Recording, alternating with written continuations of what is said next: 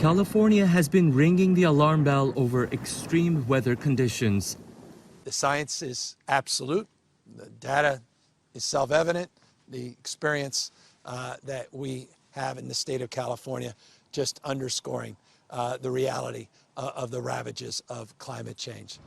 Last year, Los Angeles recorded its hottest official temperature on record, while Death Valley reported a scorching 54 degrees Celsius, or about 130 degrees Fahrenheit, considered the highest temperature in a century.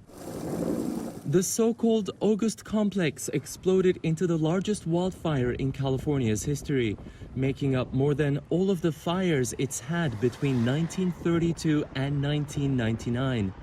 This is a new situation we've never dealt with. I've known people who lived up in the mountains since the 30s. They've never dealt with this. The fuel has just gotten heavier and heavier and heavier. I know a lot of people are getting ready to move. They don't want to deal with it. Even those far away are feeling the effects in the form of air pollution.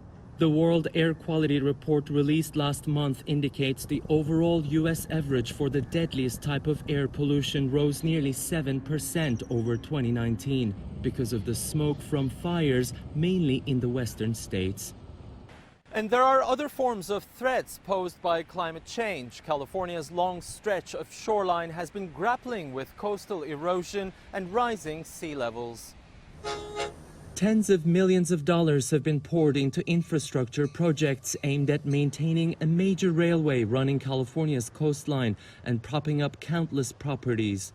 These are destroying not only houses, but they're destroying whole natural landscapes and cultural landscapes.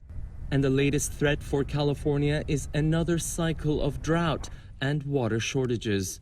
Last year was 20% of average, and this year is kind of shockingly low. We're only 5% of average. So it's an extremely dry year in terms of our water supply allocation from Northern California. So we're definitely in a drought, and you're going to see impacts throughout the entire state of this drought. California's agriculture, its infrastructure, tourism, and even public health are being threatened. Although the state itself is a driving force in climate change, it's a problem it can't solve alone. Ediz Tiyansan, CGTN, Los Angeles.